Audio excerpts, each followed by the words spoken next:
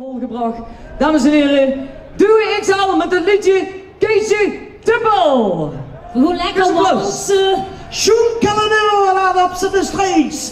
Een ode aan Mary Savas. Bedankt Mary voor de fantastische nummers die ze de us hebt gegeven. En dat blijven evergreens. Wat je veel zingen, Keesje Tippel.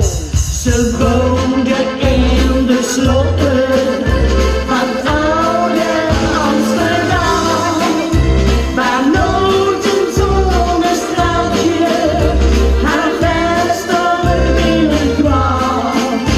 Gedreven door de armoede werd zij prostituee en voor een handvol centjes ging zij naar